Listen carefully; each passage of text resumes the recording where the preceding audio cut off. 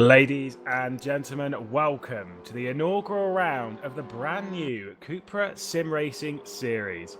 We're here from the legendary Nürburgring for the first round of a 5-round championship. It is a sprint round this time, so we're going to see some excellent action up and down the grid. Lewis McGlade alongside Robert Wiesenmüller for today's action and across that 5-round season. With a prize up for grabs, and with some of Sim Racing's best tin top drivers, we are going to see some excellent action throughout the calendar, aren't we, Rob?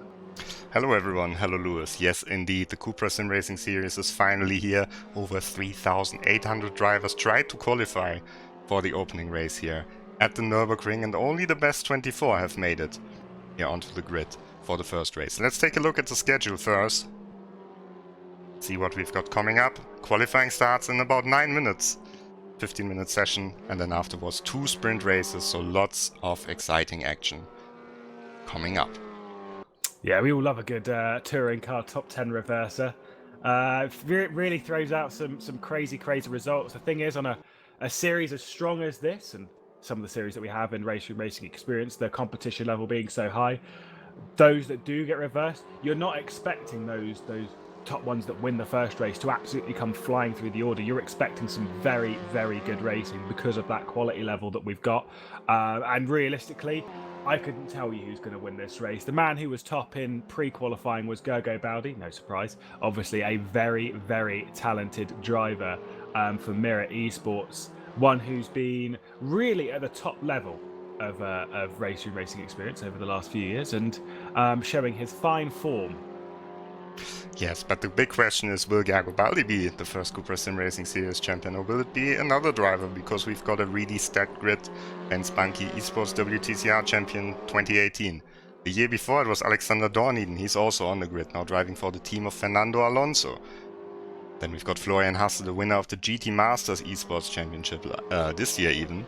And Jaroslav Jadir Honzik, one of the most popular sim racing streamers on the internet, also racing here. Also competing today.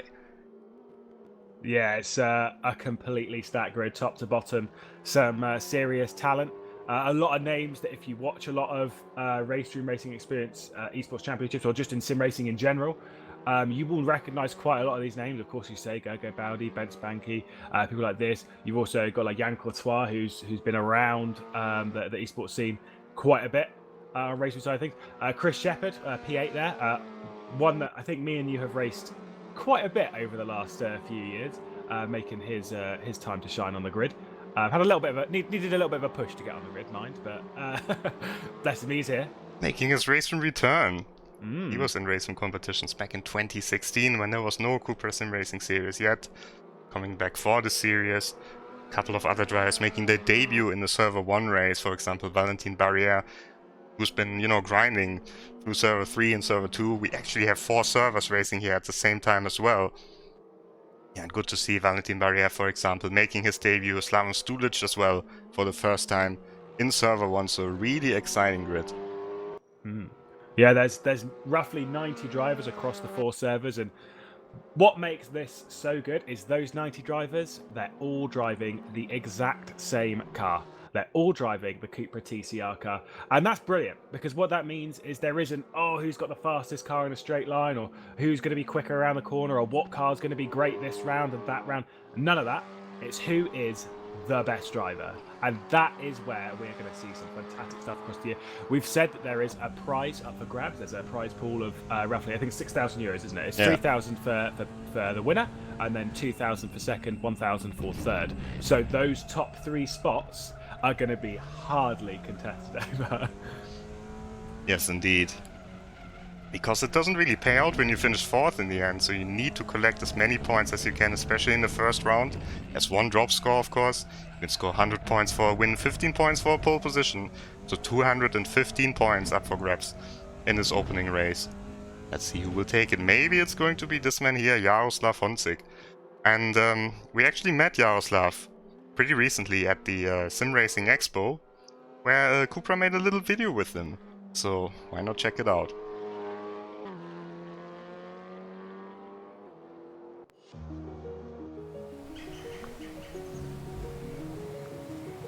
My name is Jaroslav Honzik. Some people know me as Jardier. I'm a sim racer. Racing is just basically my life, and sim racing is my passion, so I do it as much as possible. It just gives me joy, so literally every day when I have a race, I'm looking forward for it. People ask me most of the time, what is your favorite track? And my always answer is Nürburgring Nordschleife. My biggest dream is just take like CUPRA and just drive it on a track, because I know it will be perfect and I think it will be addicted right away. The Nordschleife is just one and only racetrack. Many racing drivers who are racing in real life are practicing on simulators. We need into racing and sim racing, and just having the time of my life right now because it got so popular. It's basically giving me something to live for.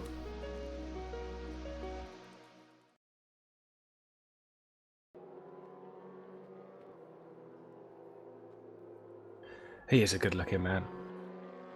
Ah, well, we are back then, and it's always good to get that sort of understanding of what's going on behind the scenes, and a closer look at one of our top drivers, of course, one famous across sim racing esports, but it being Yardier on YouTube and Twitch, one that a lot of people know. Very, very likable guy. I had the joy of meeting with him back in Germany earlier in the year. A good lad. Yes, for sure, and one of the favorites as well in this championship. Very experienced in front-wheel drive touring cars, very experienced on RaceRoom as well. So let's see how he does here. Currently sitting in 6th position in the practice session that is about to end. And I think it just gives us enough time to show, one of the other racing projects of CUPRA. Because we see the CUPRA TCR at the moment, but they also got quite, another quite spectacular car that they built up, an all-electric car. You might say electric, is it really that spectacular? Well, we also got some video footage for you there to convince you that it is indeed pretty spectacular. What is it that drives us forward each and every day? Going faster, further, lap after lap. CUPRA already invented the race car of the future, the world's first 100% electric racing car. A car to set new standards in racing. Now the time has come to expand this vision together by inventing new paths and constantly challenging us to think ahead, by taking racing to new exciting places and rethinking the way we experience it. Like turning virtual into reality and constantly reinventing. By making you part of the game.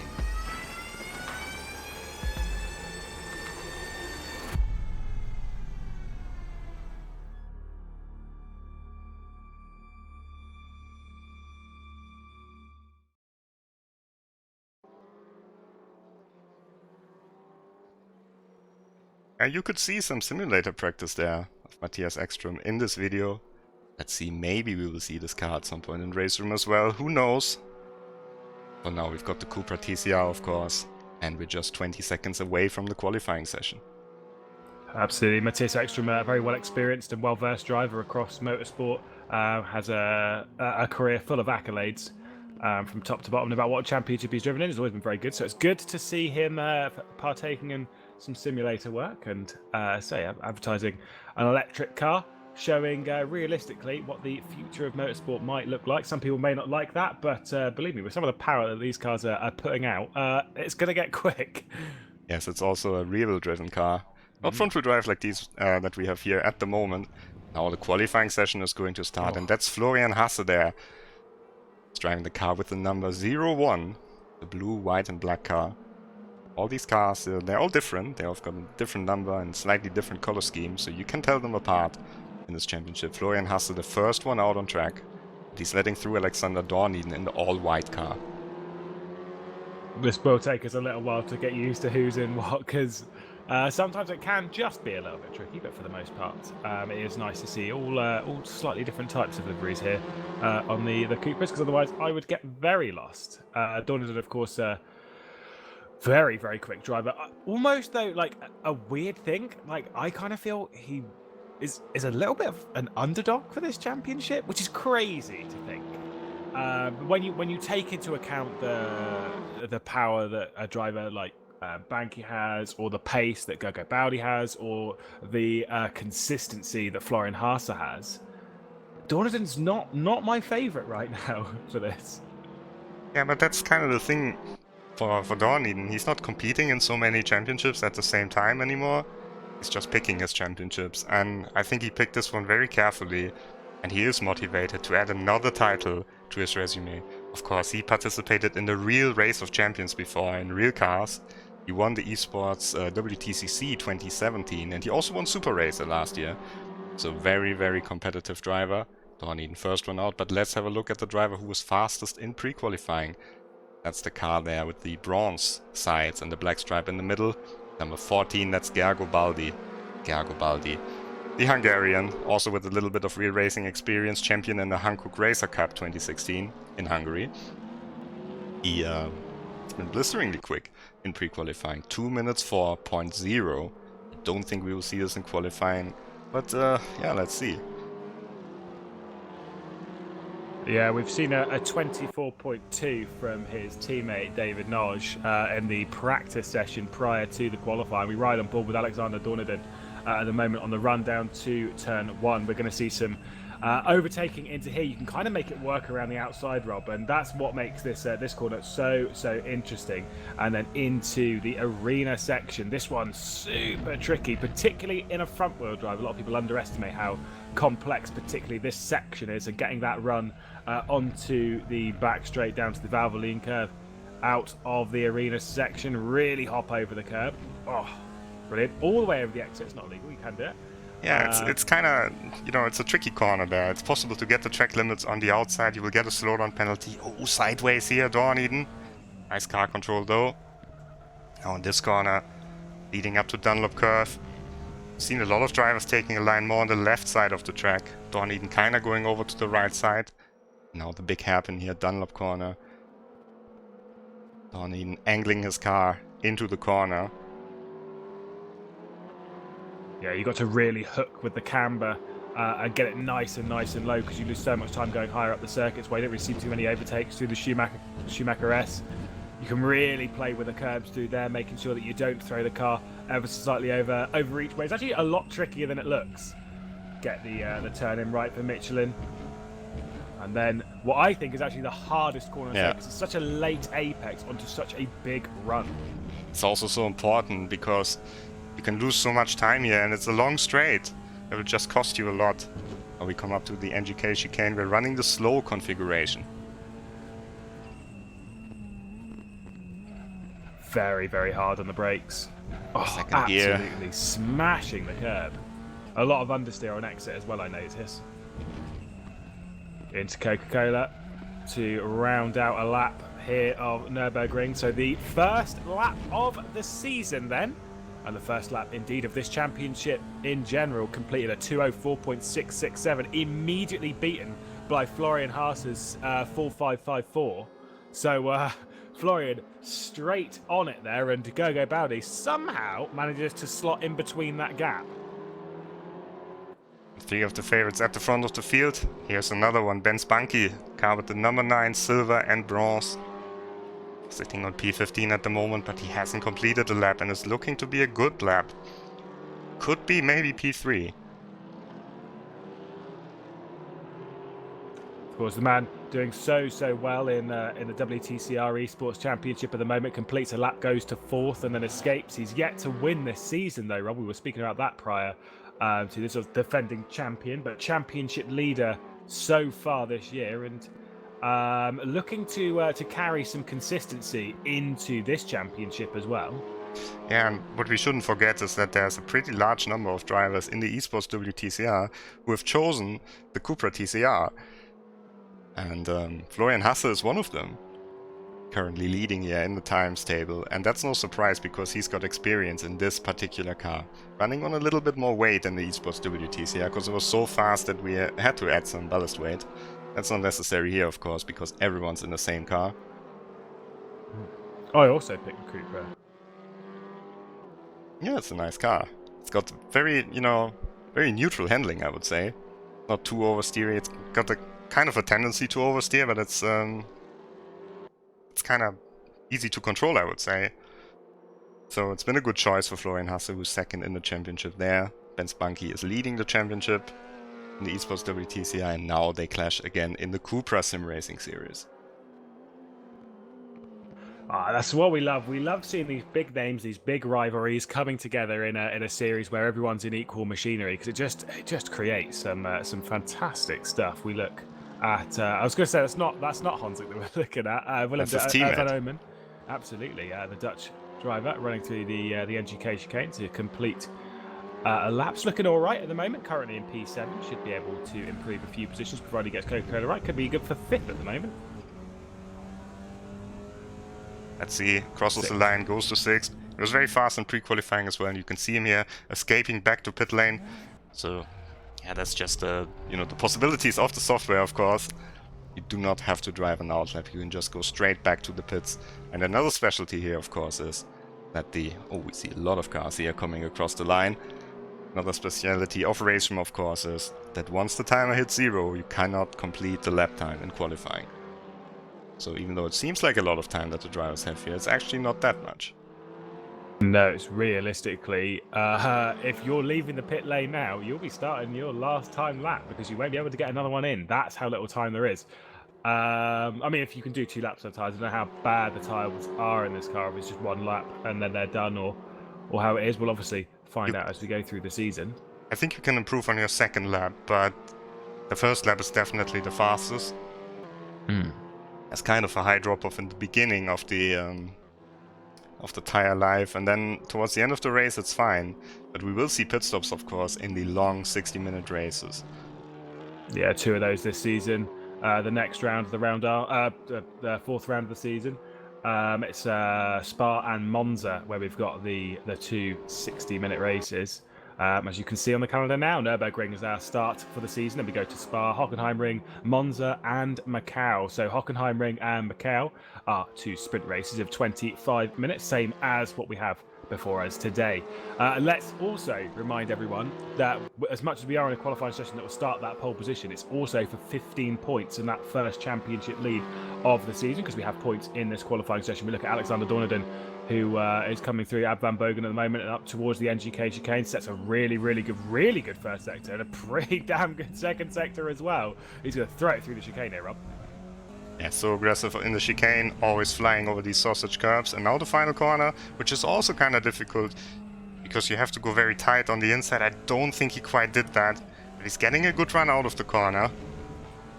See when he crosses the line, Dorneden staying in P3. Wow. Lost loads of time in the final sector. Oh, look at this, Spence Banky. This is why we rate him so highly. One of your potential favourites for the championship here.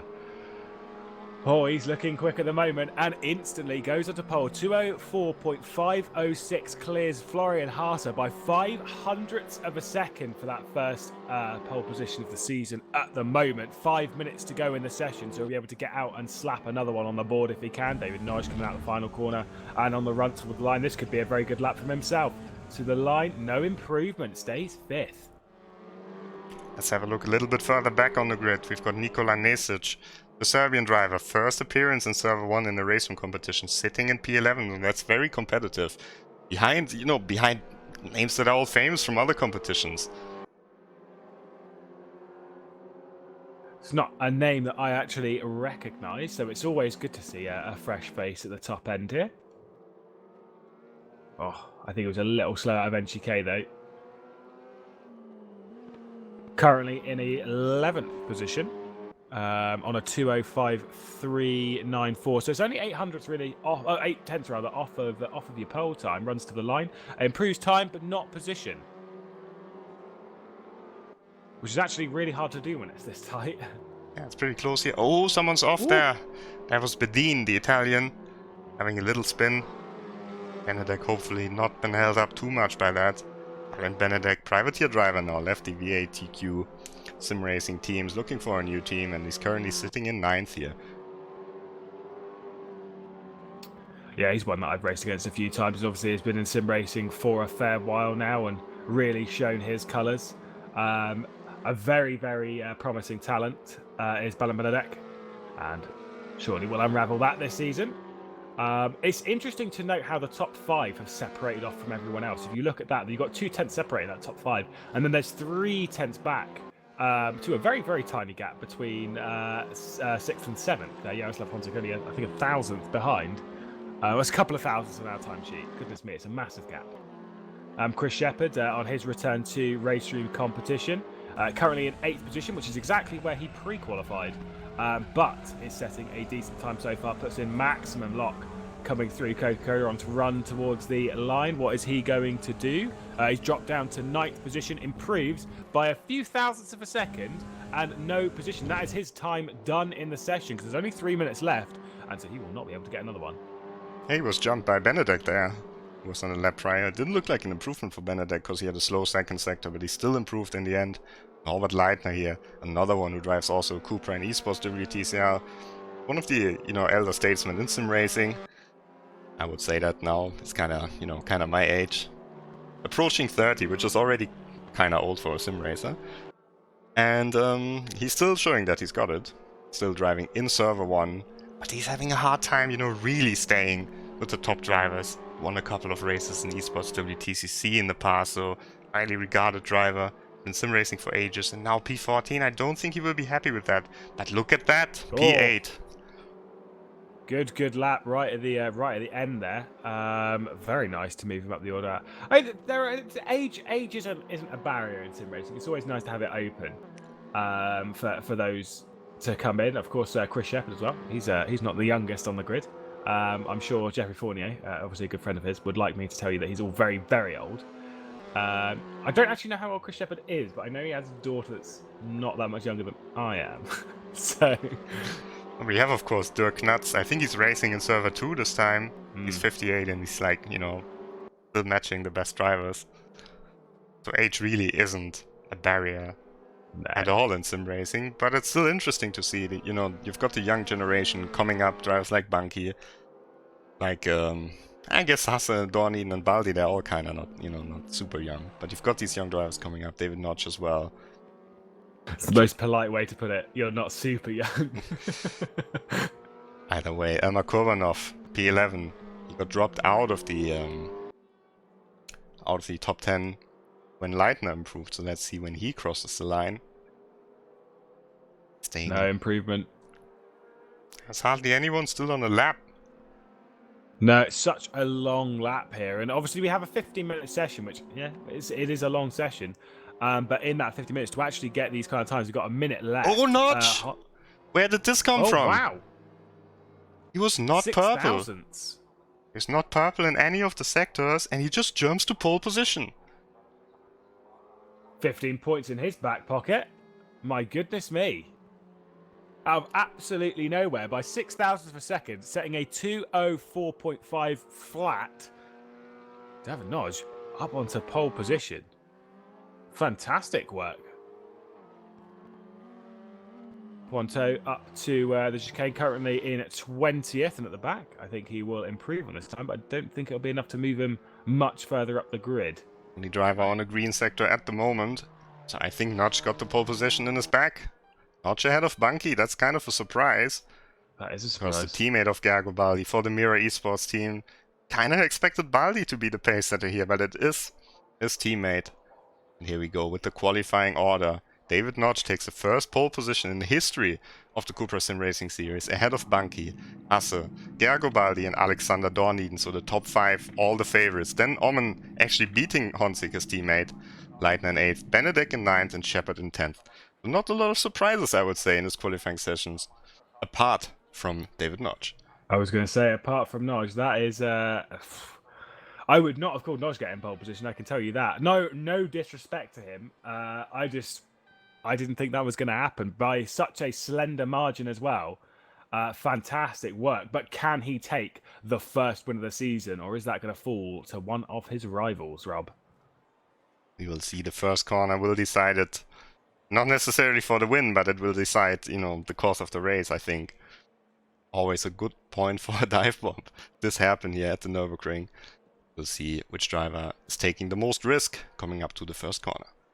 Of course, 15 seconds to go until we begin the first ever race of the CUPRA Sim Racing Series. The schedule ahead of us is a 25-minute race followed by a 25-minute race. We look at all the drivers on the grid, and for the first time, we are green, and it is a good start there at the moment from pretty much everyone as the lights go out. Nothing too special happening on the run down towards the first corner, but is there going to be a late dive from anyone? David Noj, Florian Haas has actually jumped Benz Banky down towards turn one, and is David Noj going to hold the inside? Oh, he's run a little bit too wide. They've all run too wide. Florian Haas has gone up into the lead, though. They're all wide in the background as well. That's a terrible, terrible start from David Noj. Now, Florian Haas are under immense pressure from Benz Banky. He's going to throw it around the inside. Alexander Dornan looking down the inside. There's Gergo Baldi as well, side by side, out of the arena section. Benz Banky. Oh, there's going to be contact between the two of them as they run out of the arena section on the run down towards this tight, twisty section of the circuit. And Benz Banky, he dropped back a position on the start, but has retaken the lead. He's slightly wide here, though, at Valvoline on the run down towards the curve on the run down to that straight for the hairpin. And at the moment, Benz Banky, it nearly went badly for him, but he has translated absolutely brilliantly there and has recovered with all of his experience. But where is David? No, she's down in 9th position. My goodness me. Oh, look at this in the background. Who's that? Is that Chris Shepherd? It is. Oh, I don't know. I think he might have broken a little bit on the grass and then slammed it across the inside. This is tight racing. Oh, look at this up towards the Schumacher rest. Durr on the inside. Oh. I think we have a little issue here with the connection. Hoping to get this back as soon as possible. Yep, unfortunately one of these technical issues are some things that happen. We will be back. The server is still up and running, I think, is it? Or is it gone? Unfortunately, that is one of the technical issues that we get sometimes with sim racing. We'll be back for you as soon as we possibly can. But that start from Noj there, Rob, that was... it was a great conversion, had a clear lead into turn one, but then unfortunately through turn one, locks up, runs straight on. I mean, maybe pressure for the first round of the season really got to him there. Yeah, big mistake from him there. Server still running. We are reconnecting to the server. Apologies for these little issues here in the beginning of the championship, still sorting everything out. Naturally, that's just one of the aspects that we sometimes get with sim racing across anything. We always love a good disconnection. We'll get back some live pictures for you as soon as we can. In fact, here we go. Benz Banky then in the lead for the first race of the season. We've completed the first lap. Florian Harter in second, just behind him. So pressure still on for Benz Banky. But what a recovery and an excellent move as well. Should be back now with all of the cars on track. Timer still working, so didn't lose too much here. Notch up to 8, so someone dropped down, and I think it's Omen. Yeah, Willem van Omen down to 11th position. He did qualify up in the top 10 and now has dropped down outside of it. Looked very good, as you said, in pre-qualifying, but unfortunately not having the best race thus far. But still, 11th is a decent position to recover from. At the moment, the top 10 for you. Benz Banky. Oh, we look back at Kurbanov, who's going to be looking into the hairpin. Surely, we were speaking about this, it's not a great corner to overtake on. He's going to look down the inside, but no, absolutely nothing. Kurbanov couldn't overtake to up there. Oh, he's going to rub him on the exit, though. Oh, they're going to be side by side up towards the Schumacher rest. Surely this isn't going to work. He's going to have to go around the outside. Oh, we ride on board with Bedin as he can see this happening in front of him. Oh, cut across the front-hand side there of front left. And it's not going to quite work. Wow, Teot just hangs on for Kurbanov. Oh, down the inside now goes Bedin, though. I think that might have been Bedin's position. No, Kurbanov got him back through. Wow. Excellent racing. Durr as well, overtaking Barriere in the background. I don't know if you could quite see that. We look back towards the front of Florian Harter, all over the back of Benz Banky. Alexander Dornadon just behind Gergo Baldi. Jaroslav Honzik as well, just keeping in touch. Benedek just a little bit off. That's where that first break is happening. And then Ulrich as well. He's had a very good start up towards 7th position. And David Noj going to try and recover as much as he can, currently in 8th position. Of course, there's a second race later on, which will be a reverse of the top 10. We ride on board with Florian Harter. He's going to look down the inside. I don't think he's going to go for anything too silly. Maybe try and make something around the outside, but not really. He's just not there. Slipstream not really playing too much of a part here in these CUPRA TCR cars at the moment, Rob. And you mentioned Thorsten Ulrich. Up to P7, he was, quite a way outside of the top 10 in the qualifying session, but he benefited from this little bit of chaos there in the beginning. But there's David Notch, the guy who was on pole. It's up the inside. Oh!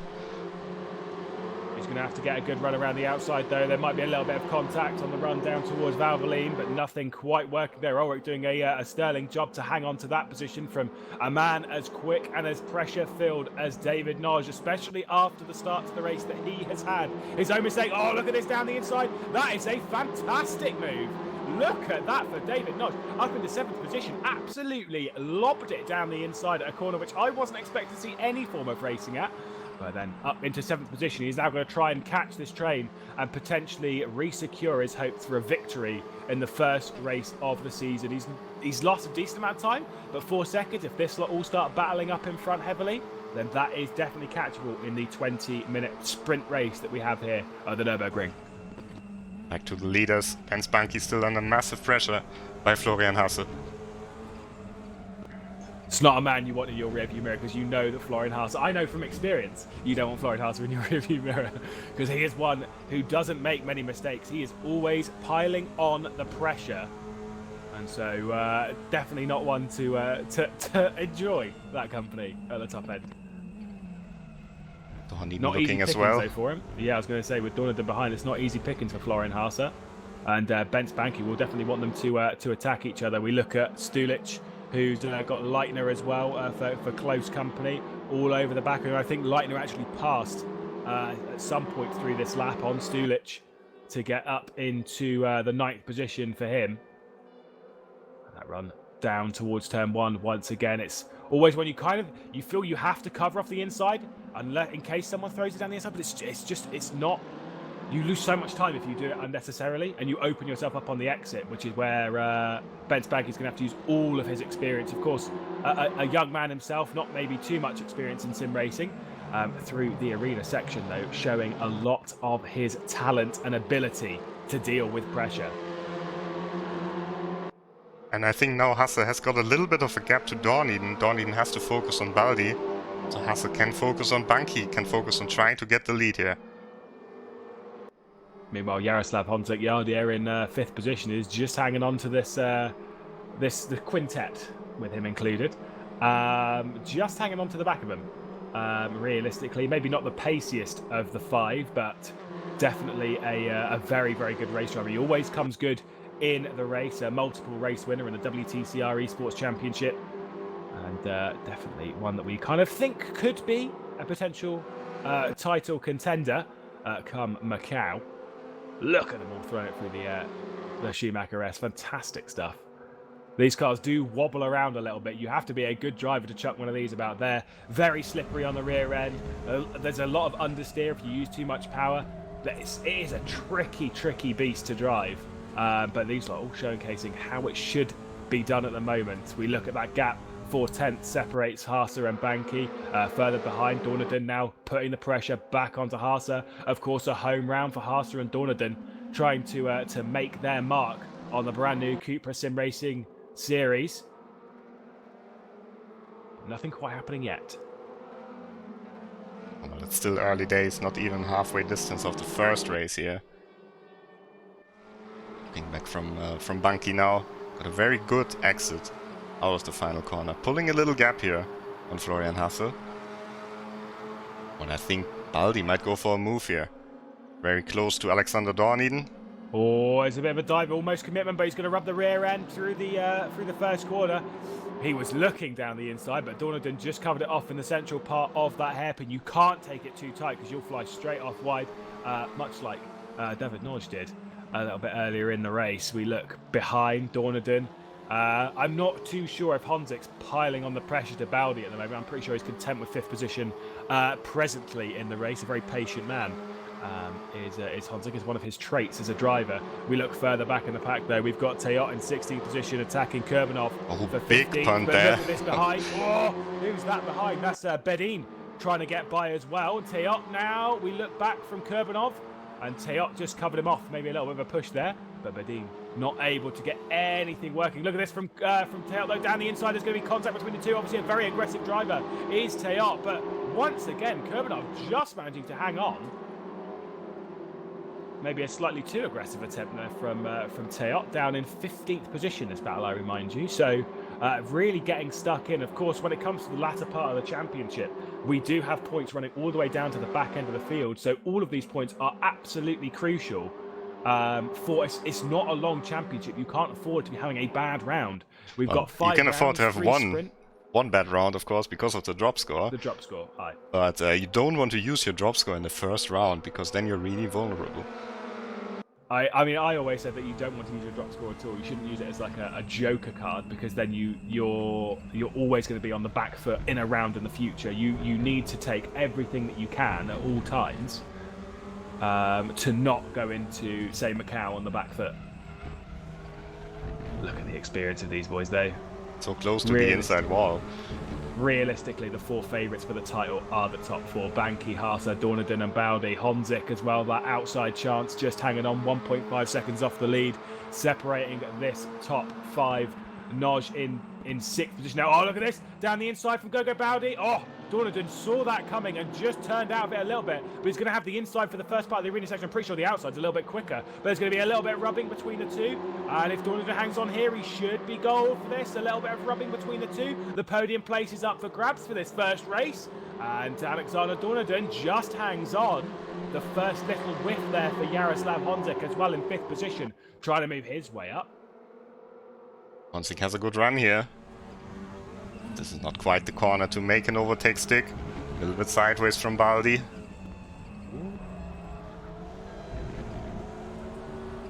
Honzik is the kind of driver who, when he wants to overtake, he can overtake and make a good move of it. Presently, though, not fancying it. As I say, happy with that 5th place at the moment. And why wouldn't you be in the first round of a brand new championship when you're not very far off the lead? You'd be pretty content with this, at least for, let's say, 11 of the next 13 minutes. But believe me, when that final 2 minutes comes, these lot all will be hungry and desperate for that first victory of the season, the final place in the top 10. Stulic is about a second off of Norbert Leitner, who's just pulling away a little bit, but Stulic is under attack from Willem van Oomen, who's not had the greatest start to this race. We did speak how he dropped back to 11th position, but at the moment trying to pile on the pressure and see if he can make Stulic crack at any point on the run to add Van Bogen up towards NGK. Of course, P10 in this race is pole in the second race. Absolutely crucial. And with how difficult it is to overtake as well, well, you're definitely going to want it to recover the evening. And no one wants to be one position outside of it. I think we've all had that in sim racing if we've raced on a reverse grid where you've been one position behind where the cut-off point is. And it is a nasty feeling because you think of just what could have been. Yeah. Further up the order, Dorneden all over the back of Haase as Baldi has, I think, maybe come under pressure from Honzik at some point because he's dropped off the back of Dorneden a little bit. Expect him to close back up. Don't you worry, as Dorneden trying to fill the mirrors as much as he can of Florian Haase and move up to 2nd position and potentially mount his charge on a race victory. But nothing for Dorneden just yet. No scraps to pick from. Dorneden in 3rd at the moment. A great start to the championship it would be, but 11 minutes and 43 seconds to go in this race, and believe me, the cards have not been shown just yet. Lots of position changes here at the back. Nicola Nesic should drop back wide away from his qualifying performance, giving a little bump to Valentin Barrière.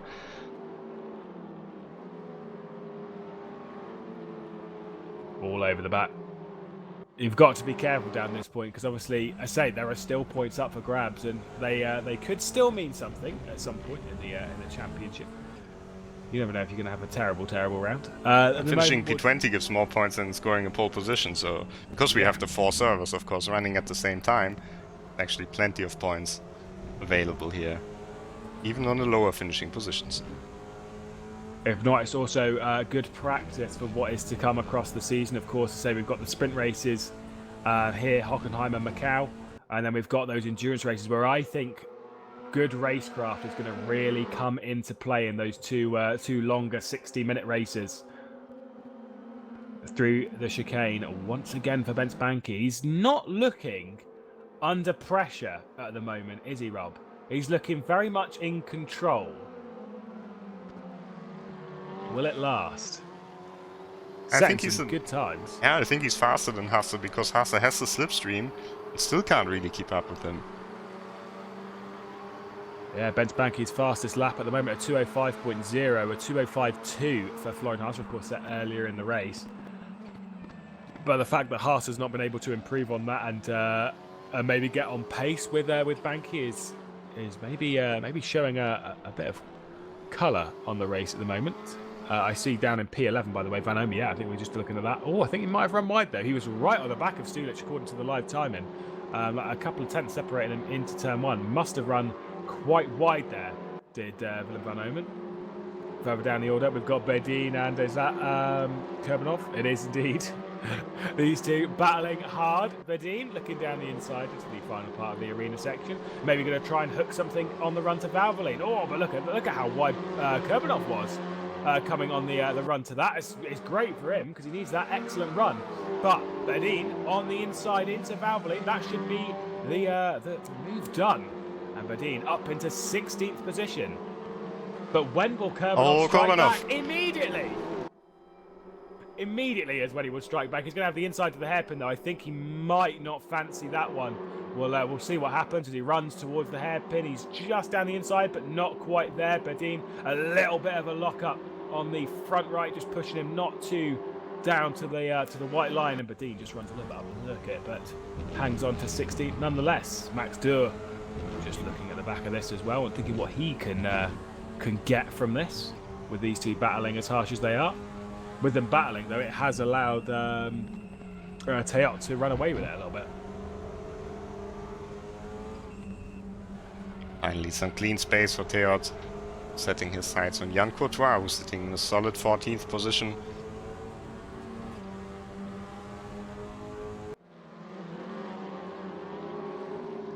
Looking for a team, you can read it there under his name. Maybe you might want to pick him up. Solid performance here in Server 1. That's a great team name. Oh dear. A man of many talents is Jan Courtois. So definitely, if you are an esports team owner, one to potentially look up for the future, as we see one who's already signed for a team and for a big one as well for the Fernando Alonso Racing esports team, Alexander Dorneden. One man with many talents. I don't think he needs to do any more showcasing of his ability. He's done enough over the last couple of years on RaceRoom competition. Yeah, also same with the men ahead as well. Also a driver who's been pretty good on other games as well. Seen him on Project Cars, where he's been really successful.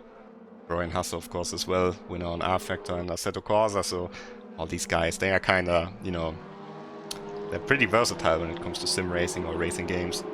Ben Spanky, kind of a RaceRoom specialist, I would say. And, you know, he's showing that it's sometimes better to focus on one thing, leading this race here by just having this amazing pace in front-wheel driven touring cars. Well, I mean, it's to describe to someone who doesn't do sim racing or has only stuck with one sim, how difficult it is to move over from one sim to another. It's really bizarre because realistically, you think of it, it's just, well, it's still, you know, it's still the same inputs and the same steering and stuff like that. But it's all of the little details. Like, you know, sometimes the cars slide at points where you wouldn't normally expect them. Sometimes, even for me, one of the hardest things that I actually struggle with in a lot of games is just the view. It's getting a view that matters. Of course, I race from cheap roof cam. Sometimes I can race from cockpit. It's fine. But sometimes just getting that right angle and that right feel is actually really, really tricky. And then getting the force feedback settings right as well. Just getting all of this stuff comfortable when you move to a new sim, it's actually really, really difficult. So these drivers that are very versatile, that jump from sim to sim, are truly, truly talented. But Banky shows that to do well in sim racing, maybe sometimes you just need to focus on one sim. And he shows himself as being, realistically, pound for pound, I'd say at the moment, Ben Spanky is the best driver on RaceRoom. Pound for pound. I think he's I think Jack Keithley would like to have a word with you about that, but no, absolutely not. Jack Keithley is very... See, Jack Keithley is one who is immensely talented and can race on any simulator, which isn't annoying at all. Either way, Banky's still leading, and Banky's still not really looking to be under pressure. Just have to jump quickly to Omen because he came very close to Stulic once again. But he's slowly running out of time if he wants to get this crucial P10 in the first race and pole position for the second race. Yeah, that time is ticking away. We've only got 5.5 minutes to go in this first race of the CUPRA Simracing Series. and to settle that first round and who could win the second race. This could be very, very important. Of course, has shown great pace at the moment through the pre-qualifier. Showed a little bit in the race at the moment, but Willem van Oomen not able to make anything stick, but he's going to try and go around the outside. That's not going to work, surely. Stulic just covering it off as much as possible. Stulic knows how important this is, but look at how that front end is just completely covered by Stulic's car. He's not going to try down into the hairpin, is he? Oh, I think he might. There's a bit of contact between the two. Nothing too much, though. It's a very much a one-line corner, is that hairpin. Not able to make it stick so far, but he is piling on more and more pressure, and I feel there will be a desperate lunge at some point through the importance of that 10th position. Oh, so much pressure though. Respect to Stulic for not making a mistake so far though. And respect to Van Oomen for not making a mistake himself. We look at Dorneden, a couple of tenths off the back of Florian Haase, his countryman, compatriot, rival. Just trying to throw everything he can, and whilst this is happening, Bence Banki's been able to pull away. We look up towards NGK, trying to go around the outside. That's not going to work at all either. Again, these moves are getting more and more aggressive from Willem van Oomen. He's been off the road there. Hang on, yeah, absolutely. But look behind. Chris Shepherd has been dragged back into this, and if these two make a mistake, we ride on board with Shepherd now, who needed a little bit of a push to get involved in this. But seemed to enjoy it when he was doing the pre-qualifier, and realistically could be up for a potential reverse grid if anything were to happen in front. And the thing with Shepherd is so we both know him from a lot of times in sim racing, if you give him that reverse grid pole, he will do as much as he can to win. Of course, everyone would, but with a man of his ability, skill, tenure in sim racing, he's got all of that experience to use. We look back at Teot, who is attacking Yann Courtois down the inside in the arena section. Should be easily done. Yann Courtois didn't really fight that one too hard. Nice move from Gilles Teot from the driver from Monaco. Oh, Omen late on the brakes there, and Shepherd is right there. Shepherd also a driver, you know, we said about drivers who are mainly on one simulator. It's the same for Shepherd, but it's not RaceRoom, so he's doing very well to adapt so far in this race here. We'll see how he gets. We know he's quite an aggressive driver.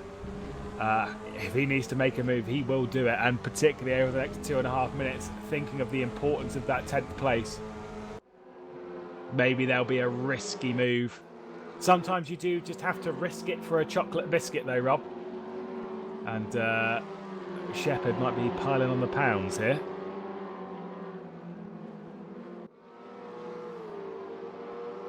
All of these drivers on the absolute limit. I feel Stulic is not just struggling through pressure, but maybe through consistency at the latter part of this race, because he is really struggling, considering how quickly Shepherd caught up to the back of this. I think he might just be struggling a little bit. Although, to be fair, they've dropped back from the line. Oh, look at this down the inside for the Van Oomen. No. Oh, like I said, I've been a bit late to lob that one back down the inside. Van Oomen now under pressure from Shepherd, so can't do anything too silly. Oh, he's taking a lot of momentum. You know, well, not so much momentum into the corner, just trying to take it out of the corner to get a good run. But we've seen Van Oomen losing time in the first corner, time and time again. So let's see where he breaks. He gets the outside once again. Stulic, smart to defend there on the inside, but you can pass around the outside. Let's see if he's going for it. Oh, it's good. It's very good into the arena section, though. He's finally got a look down the inside, but no, it's just not enough. It's just not enough, but now maybe, potentially, he gets back down the inside, but I think he's just not far up enough. He's late on the brakes, though. We've seen he's very, very good on the brakes. Leaving the arena section, he's going to take a wide line and hook it.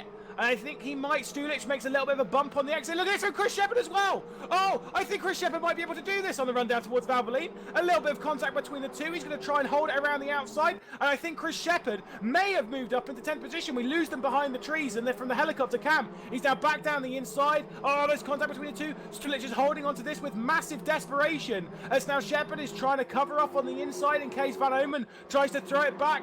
But Stulic just managing to hold on once again. Oh my goodness me. Aggressive driving here. Shepherd once again, he's pushing himself up the inside of Stulic side by side now into Schumacher S. That's it, done. I don't think he was happy about that. I don't think Shepherd was happy about being pushed around himself. You win some, you lose some. Shepherd up to 10th position. That one could be very important. He's going to defend down the inside from both of them. Oh, there's contact between the two as they're all wibbly-wobbling around. And now Van Oomen. Oh, look at this from Van Oomen. Oh, that's it. He's up into 10th position. This is getting very, very dicey between a lot of these. Maybe way too aggressive. Let's see where Bunky is, because it is the final lap. Absolutely. Well, we're getting a bit lost in the action there, Rob. But at the top end of the field, Dorniden was not able to do anything on Florian Haase, but no one was able to do anything about Bence Banki. When he retook the lead, he has absolutely done it. Fantastic drive from the WTCR Esports champion, Bence Banki. Strikes first in the CUPRA Simracing Series. A fantastic job for him ahead of Haase and Dorniden. That final place in the top 10 is sorted. And after an entire race battle with Stewart, it took Shepherd getting involved to allow Van Oomen up into 10th position and onto that reverse grid pole position. Fantastic racing up and down the order. Maybe a little bit too aggressive for my liking for that battle in 10th, 11th and 12th. But some dicey stuff, Rob, to really start us off here in the CUPRA Simracing Series. Fantastic racing. Yeah, the top 4, they were kind of, or top 5 I would say, with Honzik as well. They were kind of playing it safe here in the first race. Gets the points in the back. But Stulic and Shepherd very aggressive, and Omen actually aggressive in the beginning and then kind of took a backseat and benefited from Stulic and Shepherd running into each other also in the final corner. That will lead to some discussions. Of course, we've got post-race stewards, but first of all, here are the race results. Banki wins ahead of Haase and Dorniden. Baldi and Honzik rounds out the top 5. Fastest lap for Honzik as well. Then David Notch, the pole sitter. Benedikt Thorsten Ulrich. Surprise in P8. Very strong debut. Norbert Leitner and Jan Willem van Ommen. Yeah, of course, that's the 10 that will be reversed for this race. We're going to get straight into it, Rob. Now, this is where you said they were all playing it safe in that first race. Race 2, that top 10 reverse grid, they cannot play it safe at all. Bence Banki, that victor, he's gone all the way back down to the 10th position. There's no success ballast in this championship, though. So we are still absolutely equal from top to bottom. And a race winner in here is going to be very hard to pick. Yeah, let's see what Omen can do. He had pretty strong pace in qualifying and dropped back in the beginning of the race, so maybe this pole position can even allow him to win the race. No breaks for us here in RaceRoom competition. We're straight into that second race to keep the action flowing. Oh, you don't want to go for a break now. All the lights are on ahead of him then. And that second race for the first round is about to get underway. And here we go. Van Oomen with a decent launch over Norbert Leitner, who's getting under massive pressure from Ulrich as well in the background. That's an excellent launch from the outside once again. But surely he's not going to run in too deep like David Nage. We look at Willem van Oomen, who's running down towards turn 1 and should be into the lead. We look further back into the middle of the pack where we've got this huge battle. Oh, that's someone being half spun around. He's going to be recovered. I'm not quite sure who that was. But Ulrich, oh, where did that come from? Thorsten Ulrich has got up into the lead. Surprise move from Ulrich, and he's leading the race. Van Oomen totally caught napping there. Oh, and lots of position swaps here. Banki as well in a huge battle with Benedikt, with Baldi behind him, then Dorniden in the all-white car. That's very tight. You can see Hasse there, who lost a lot of positions in the beginning, trying to get some clean air, trying to find a place where, where he can see even where the corner goes. Yeah, absolutely a fantastic launch from Ulrich. That outside line from the second round actually had the best start in both races so far. Bence Banki's been able to move himself up into 7th position and just trying to recover. But look at how tight this battle pack is at the moment. That top 10, whilst we head towards the end of the first lap, is closing, is Banki. We've got Ulrich from Willem van Oomen, from Leitner, who that lot have kind of pulled away. Ulrich has pulled away from Willem van Oomen. Leitner now putting massive pressure on Willem van Oomen.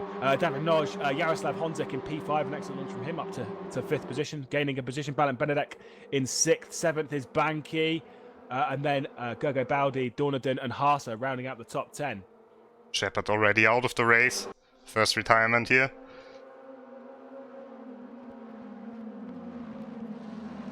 That's side by side. Banki on the inside here in the final corner. Well, not in the final corner, in the chicane, of course. Staying ahead of Baldi. Absolutely, I say there's no leaving the inside open. Wow. Baldi straight down the inside trying to get that one stuck in, but no, Banky just managing to hang on to that 7th position. I think there's going to be some more racing down there, Rob, as Banky trying to attack Benedek. We look towards the front where Willem van Oomen, who's under attack from Norbert Leitner, and I think he might have to drop this one and concede. Down the inside, Norbert Leitner goes. He's going to go for a cutback as Willem van Oomen, as Leitner runs a little bit too deep on the brakes, but managed to hook it back up the inside for the arena section.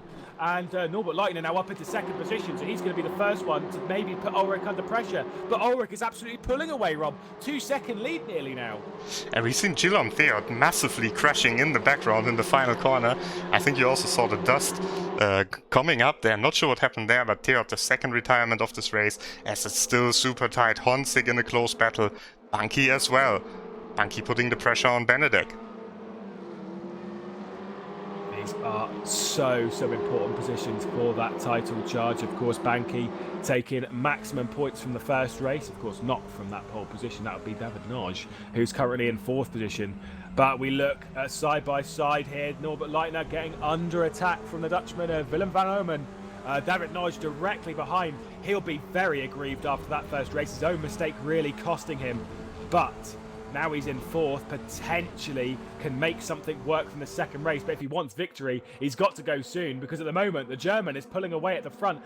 Willem van Oomen trying to go everywhere. A bit of contact there. I think he maybe got a little bit of a tap from David Noj, and I don't think it's going to work out for him. And he's going to drop down into 4th position as David Noj is going to move his way up into the podium. And who's that as well? Is that Benedek as well? Honzig getting up into 4th as well.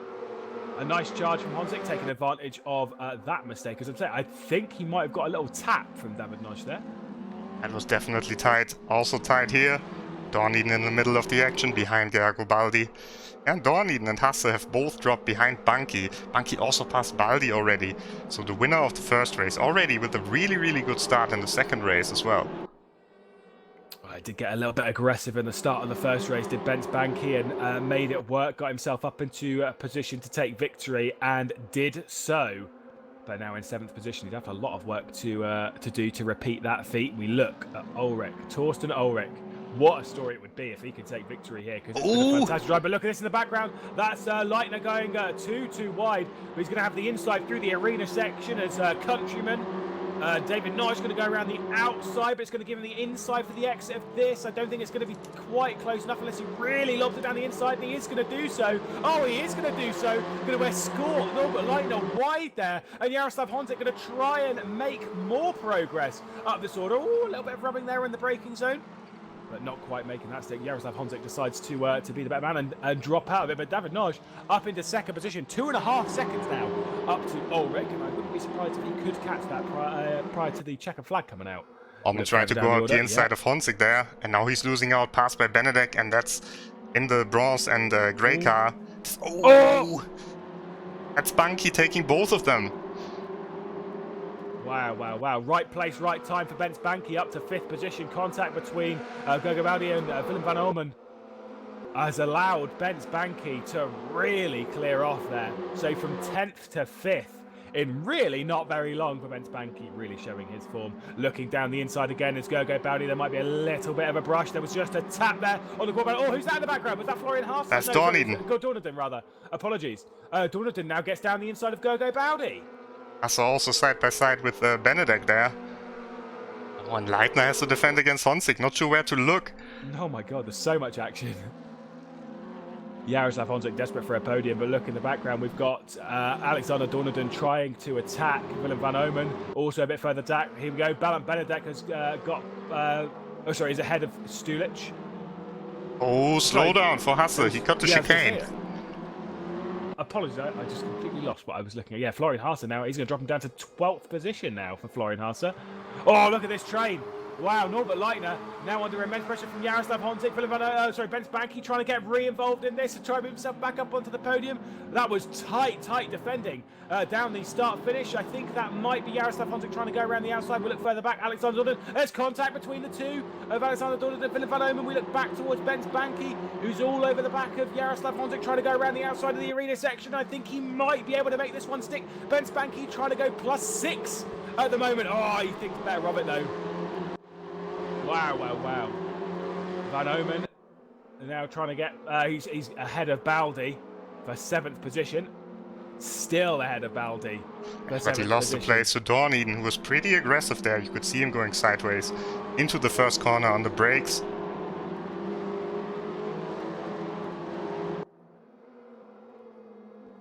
Willem van Oomen's actually done. I mean, as much as he has dropped back, yes, he's dropped back past a lot of the quicker guys. I think he's doing a pretty commendable job at the moment in 7th position. He may drop back to 8th pretty soon, though, if Gergo Baldi has something to say about that. But really, really recovered the evening with that last lap move to get past, both Shepherd and Stulic. Now runs in 7th position in the second race after doing a great job. By the way, the gap up with the lead, Torsten Ulrich rather, drops 7/10 at the moment back to the David Noj. Look at this run that Gergo Baldi's going to try and get. Wow. Oh, that's a brilliant run. Fantastic racecraft. Just go straight past him. He'll be ahead before the NGK chicane. Plus he has the inside. Doesn't even need to take the inside. That was so smart from Gergo Baldi. Respect for that move. He used his head very, very wisely there. And now this battle pack, the fight for 3rd position. Noj is cleared off in pursuit of victory. Leitner under pressure from Honzik, Banki, who we ride on board with. Alexander Dorneden right on the back of this. Gergo Baldi, now that he's past Willem van Oomen, may close up to the back of this lot. We look at Bens Banki looking down the inside. We've seen how aggressive Alexander Dorneden can be. Will he try anything on Banki this lap?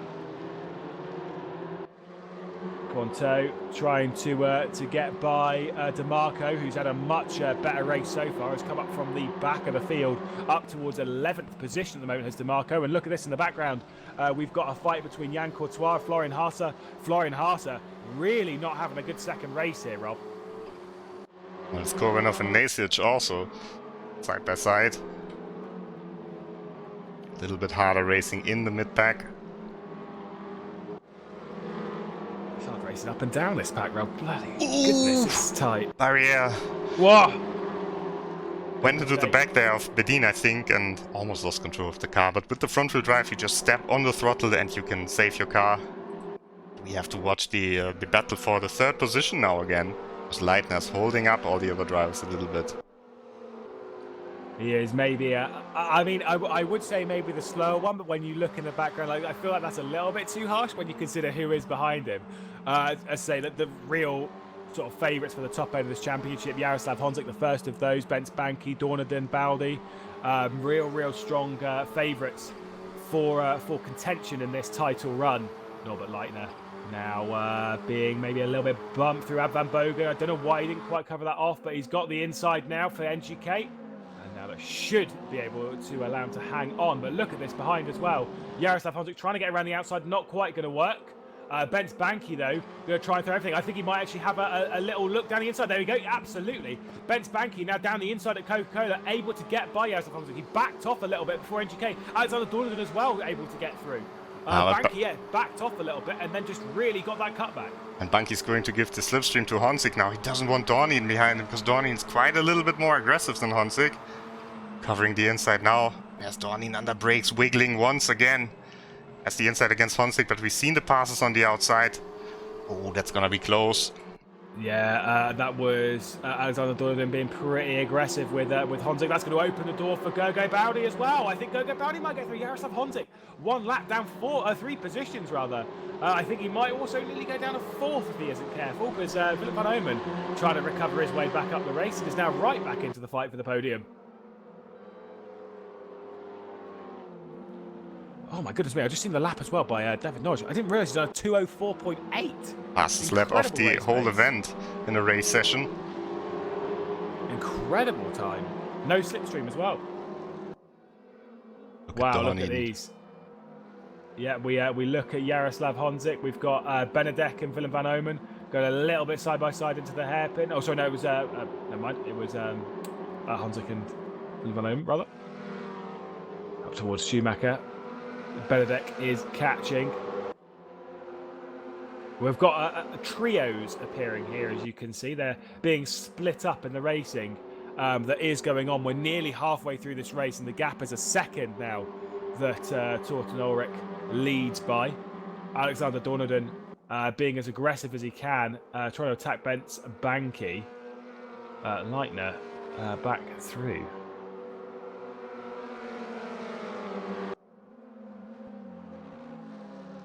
Let's see if Dornin is going for a move here. Banky just moving a little bit to the middle of the road, just preventing Dornin from even thinking about a move. Good driving from Banky.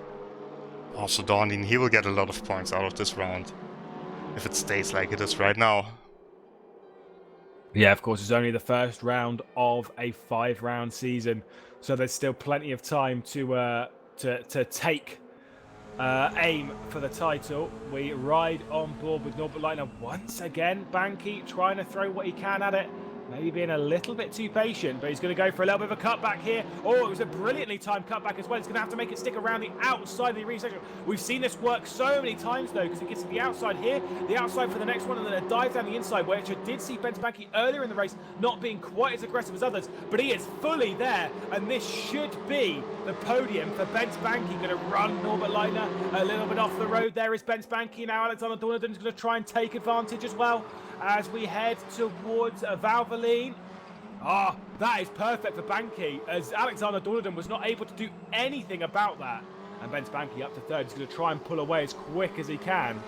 I don't think his sights are set on victory at the moment in this race, but I think it's a podium if he can pull away. Dornadon going to try and go around the outside of the hairpin. Surely that one's not going to work. It's far too tight in there. He's going to try and hold. Oh, I think it may just make a move if he can. He's going to be on the side. No, just has to drop him behind as we head into the Schumacher S. Brilliant driving here. Now Dornin has to watch out. Baldi pretty close as well, and he really wants to get past Leitner. Leitner defending once again. Dornin on the outside. A little bit of contact, but I think that's the position for Dornin. Oh, Baldi looking on the inside. Yeah, the Mirror Esports driver. Oh, his teammate trying to go for victory. Gergo Baldi just trying to move his way up the order. We've got side by side here with Honzik trying to get his way back involved. Now Leitner. Oh, Gergo Baldi, 6th position. Just getting a little bit of rub. Look at the contact between that lot through the chicane. Leitner getting rubbed up all the wrong way, but still no position changes there. So Leitner 5th now that Dornadon's got by. And Gergo Baldi not able to get by himself on his compatriot. 10 minutes to go here at Nürburgring, though. Benedek has fully caught up and has even gone past Van Ommen. Let's see if Baldi can make a move in the first corner, trying to go for the switchback, leaving the door open for Honzik, who's late on the brakes. Almost loses it there. Great car control. Yeah, that was a very, very good catch. It's very tricky to do so in the braking zone. You say that once you start sliding, as we have a little bit of a rub in the background between Philip Van Ommen and Benedek. As that is also Stulic trying to get involved. Of course, I'm sure Van Ommen is sick of seeing Stulic in this race, or in these races rather. Very aggressive. Making his presence known. We meet again, he says. Only this time, the roles are reversed. 4 tenths, by the way, separates that gap at the top end of the field for the lead. Ulrich coming under huge pressure. We look at that. Mirror Esports trying to grab victory here. They were 1 and 2 in the pre-qualifier. Noj had a last gasp run for pole position, which he took by 0.006 of a second. Who's that in the background that I saw? That was Gergo Baldi. So I think also Gergo Baldi and Leitner were side by side as well, but Leitner just able to hold on. They were side by side out of the hairpin. And Leitner just managing to hang on to proceedings. Now trying to make it around the outside, though. There's been a bit of a rub between the two, but I think this might be good for Gergo Baldi. I think it might also be good for Jaroslav Honzik. They're going to be side by side once again. Oh, look at this defensive drive from Norbert Leitner. Fantastic work. Good stuff from Leitner. We have to watch the battle for the victory now. Thorsten Ulrich in his very first RaceRoom competition race. We haven't seen such an impressive debut in a long time, probably since Andikarama Maulana in the Mercedes competition. And now we've got Thorsten Ulrich, just didn't know before, leading the race ahead of David Notch, though, who was in pole position. Personal opinion at the moment, I think Notch will at one point get by, but regardless, Ulrich has had a fantastic opening round. Obviously got into the top 10 in that first race and did a fantastic job. We're now going to see what his defensive capabilities are to see if he can snatch a surprise victory. Willem van Oomen trying to defend from Stulic. Florian Haase having a very, very disappointing race realistically, in contrast to his championship rivals. Currently in 11th position is Haase, whilst his rivals are further up the order. And Florian Haase now going to dive it down the inside of Stulic. That was an aggressive move. Probably the most aggressive move I've seen him do. Not normally the most the driver known for aggression is Florian. Oh, but look at this. Gergo Baldi and Leitner again. Trying to make it around the outside, but he's going to have the inside for the next one. I wonder if that's going to be it, though, because surely, yeah, absolutely. Very, very aggressive move there for Gergo Baldi. Tried really, really throwing it down the inside. Norbert Leitner had really nothing he could do about this. But look at this at the front end of the field. Oh, there's contact between the two. And now Ulrich's been rubbed around a little bit, and David Nagy has gone straight up into the lead. That was a strange pass. Either way, Ulrich down to second position, dropping behind David Notch here. Still in the background side by side, Honzik trying to get past Leitner. I feel similar between Shepard and Stulic in the first race, at the latter part of the race. It's fairly similar to that, a little bit of rubbing on the exit. And David Notch takes the lead here. So it's the second time he's led in this event. The first time was into turn 1, but then he very much didn't lead out of turn 1 in the first race from pole position. Jaroslav Honzik trying to get past Norbert Leitner to try and secure himself a 6th position. They're going to be side by side up towards Education again. And I think Norbert Leitner might be able to hold on to this one, as he has done lap after lap after lap. Trying to go for a good cutback is Jaroslav Honzik. Look at the pressure behind. Oh, there's contact further back in the pack. Not quite sure who that was. I believe it might have been Haase and Benedek, potentially, or Haase and Stulic, rather. Contact out of the chicane. It is super tight here, though. This is the kind of racing where I start getting really stressed out as a driver and can't deal with, because there's so much going on, so much to focus on. One tiny mistake drops you back behind a massive freight train. Oh, there's contact between Honzik and Leitner into turn 1. There's still contact on the exit. Norbert Leitner very aggressive on the defence at the moment. A stout defence, I believe that's how they call it. By the way, as well, Alexander Dornan's caught up to the back of Bence Banky as well for that final podium position. So incredible pace at the moment as we look back at Stulic all over Florian Haase, who's not really been able to make much of an impact on Benedek at the moment, leaving his championship under a little bit of threat in this early part. Of course, 4 rounds after this. There we have this battle for that final podium position for 5 minutes to go in the second race here. And Dornan looking to grab a podium. Banky didn't have to defend in the first race. Hasse was pretty conservative in this race. Dornan won't be so conservative. And we can see Banky on the defensive line for the very first time in this event. A man who doesn't know how to defend, though, Rob, is Bence Banky, but a man who knows how to attack is that directly behind 2 of the top drivers in RaceRoom competition. Should be going wheel to wheel at any moment. Of course, it would be great to have Jack Keighley, but he's obviously been off doing the race earlier today in RaceRoom competition, so he's had to fly up to Germany to go and take part in that. Actually won this event. It was a pretty successful trip for him. By the way, as most of them normally are. Honzik still trying to get past Norbert Leitner here. Defensive masterclass from Leitner. Yeah, I think at some points he's been aggressive, maybe a little bit playing with the line on the rule, but nothing maybe too far over.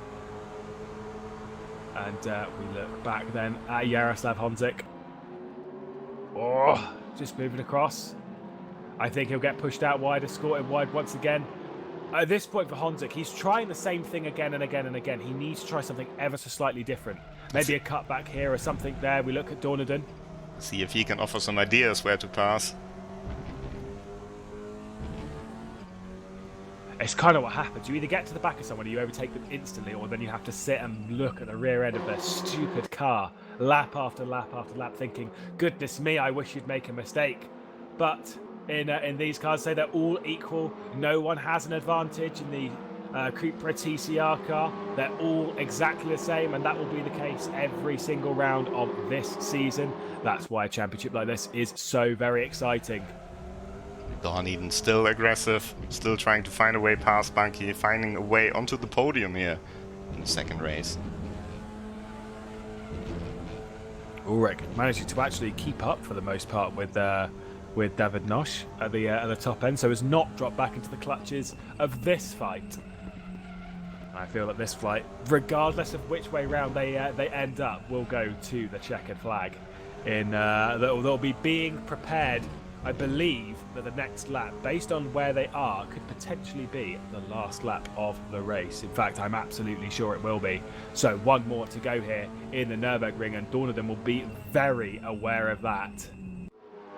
Also will Ben Spanky. Also will this fight. Leitner against Honzik's been going on for a few laps now. Leitner just basically sticking to the same line he's done almost every lap. Holding to the inside here, but I don't think this time it's worked. Look at this from Honzik. It's going to go down the inside of Coca-Cola, and that should be that one sorted. They're going to be side by side off of Coca-Cola on to run down towards turn 1, where I believe this time Jaroslav Honzik might actually have this one done. He does indeed. What a surprise move here. Just checking on Dawn Eden at the front. Not going for a move, so let's go back to Honzik. Ooh, he cut the corner a little bit there on the inside. Honzik able to hang on. Leitner very, very late on the brakes, but surely Honzik will escort him wide, as Leitner has done to him, but he's going to have the inside maybe for the arena section. No, he is not. Benedek going side by side with Florian Harser. Florian Harser trying to get up into 8th position. I think he's got that one done. So at least a little bit of a recovery from Florian Harser for a disappointing second race here in the CUPRA Simracing Series. 1 minute to go, so we are definitely on that final lap of the race. Kubanov in 11th position at the moment. Oh, something happened to Dawn Eden. Oh. Because so now it's Baldi. Must have made a mistake. And maybe a slowdown penalty, but now Baldi is putting him under pressure. Sigh of relief for Bent Banky. I'm not sure Baldi's got the time really to do very much here against Alexander Dorneden. Unless Alexander Dorneden makes a second mistake back-to-back on the same lap, which realistically is not a characteristic Alexander Dorneden is fully aware of, that of mistake-making. Someone who may have that on their resume at the moment is David Noj, who made a mistake at the first corner of the very first race of the CUPRA Simracing Series. From pole position, dropped all the way down further into the top 10. But from the reverse grid, had a very, very aggressive race to move his way up the order, made a move on Ulrich, and this time he's going to come out of the final corner. And after pole position to start the evening, he's going to take a race win in the second race of the CUPRA Simracing Series and really fire himself back into contention. Ulrich behind, what a drive, this standout performance for a rookie driver for quite a while. Torsten Ulrich up into second position. Truly, truly magnificent. Bent Banky, third. Realistically, one of our favourites for the title. First and third to his name. Second in qualifying as well. So it's really been fighting up the top there. Dorneden, Baldi, Honzik, Leitner, Harser, Benedek and Stulic round out the top 10 as we have the full results on screen. And Rob, wow. Yeah, what a drive for quite a few of these drivers. Yes, first victory in a RaceRoom competition race for David Notch. Congratulations. It took him a long time. He was already a front runner in 2017, and he finally did it. Ahead of Ulrich and Ben Spunky, who was provisionally leading the championship, of course, with a victory and a third place. Very, very strong showing here. Fastest lap for David Notch as well. These are the race results here. Shepard unfortunately had to retire, as well as Diot and DeMarco. Yeah, 2:04.8 there for David Noj. The fastest lap in the previous race was a 2:04.996, I believe, in the hands of Jaroslav Honzik. A decent lap time that was, but in slipstream was Honzik's lap. Not in slipstream was David Noj. So showing that he had tremendous pace here at the Nürburgring. Will he carry that though into the next round at Spa, where we've got a 60-minute race? Obviously a very different format for you there, and a different style of racing.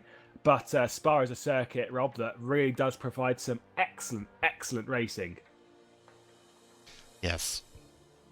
One of the longest tracks on the calendar, probably shared with Macau. Just a high-speed circuit, really, where it's always where you can always see a lot of slipstreaming. You can always see a lot of tight battles, and definitely looking forward to it, especially the tactical element as well, with the 60-minute race. Yeah, of course, it'll be a precursor to the Monza race later as well. That is also a 60-minute race. We've got some exciting action to come for you over the CUPRA Simracing Series. You've got the dates on screen. Do not miss it. We've got some brilliant racing. We've had some great stuff here from the Nürburgring. We're going to have some great stuff over the rest of the calendar before we head to that championship finale at Macau. Of course, a sprint race there. A couple of sprint races to really wrap up the title. And yeah, you do not want to miss it. We've got some fantastic stuff coming up on RaceRoom. So keep an eye out. Keep an eye on the Facebook page. Of course, RaceRoom over on Facebook. And obviously subscribe to the YouTube channel as well, RaceRoom. And Twitch, why not? Throw it out there. Thank you very much for joining us here at the Nürburgring for the first ever round of the CUPRA Simracing Series. We will see you in 2 weeks' time on the 5th of October. Until then, goodbye.